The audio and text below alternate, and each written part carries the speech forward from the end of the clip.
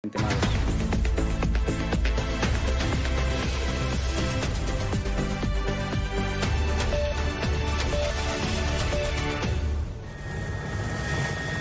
helicóptero que sobrevolaba la zona grabó el puente momentos después del derrumbe. Estaba cayendo una fuerte tromba de agua y algunos testigos aseguran que vieron un rayo poco antes del colapso de ese viaducto.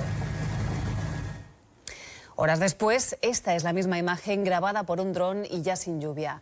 Viéndola, no hay duda del desastre provocado por la caída del puente. Ni los que estaban encima de la parte del viaducto que se ha caído, ni los que estaban justo debajo tenían muchas oportunidades de salvarse.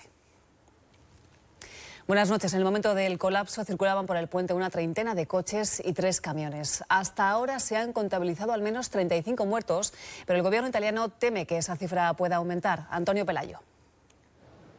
Italia está conmocionada ante la descomunal tragedia de Génova. La sorpresa ante el hundimiento del viaducto Morandi, una de las vías más transitadas de este país, es total y la opinión pública exige que se castigue a los responsables. El miedo a que se derrumben otras partes del puente ha obligado a evacuar algunos edificios de la zona. Eran las 12 del mediodía, en mitad de una fuerte tormenta. ¡Oh, Dios! El puente Morandi se desploma. ¡Oh, Dios santo! Este hombre lo vivió de cerca. Estaba en su camión, consiguió salir a tiempo y sobrevivió a la onda expansiva del derrumbe. Volé unos 10 metros, choqué contra una pared y eso es todo. No recuerdo nada más. Caos entre los conductores que por unos metros no fueron víctimas de la caída. Entre ellos, un español que cuenta cómo lo vivió. Nos cogió el atasco a 700 metros de donde se había caído. La verdad que impacta bastante tenerlo tan cerca. No sé si volverán a hacer, pero la verdad que impacta bastante. Era un tramo de más de 100 metros de carretera con varios carriles. Decenas de coches que circulaban por ella se precipitaron al vacío. Un desastre lo que tienen delante. Los vehículos quedan atrapados entre los escombros, la mayoría completamente destrozados, y es difícil acceder a ellos. El puente está en la localidad de Génova, une 2 importantes autopistas italianas, cruza una zona residencial con viviendas y comercios.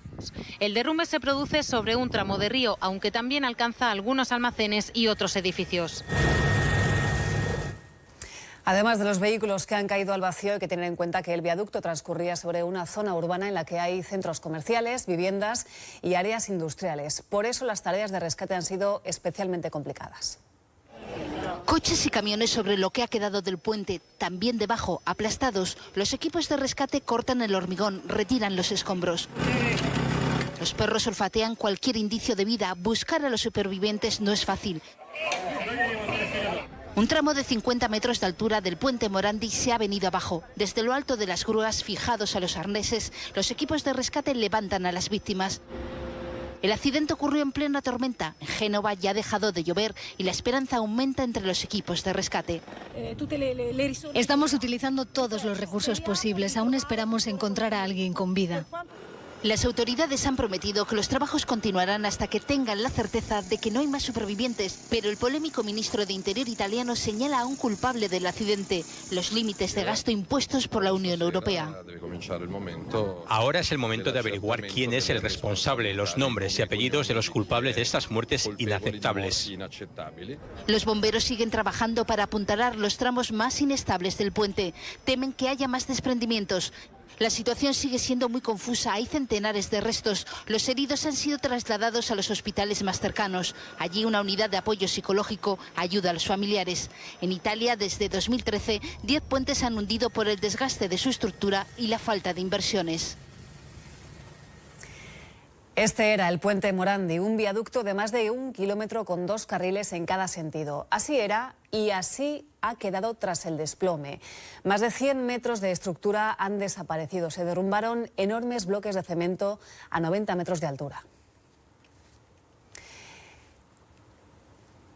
Este puente de Génova se construyó hace 51 años y en 2016, hace solo 2, fue reconstruido parcialmente, pero todavía tenía obras de mantenimiento pendientes. Por eso se investiga cuál ha sido la causa última de este derrumbe, Antonio.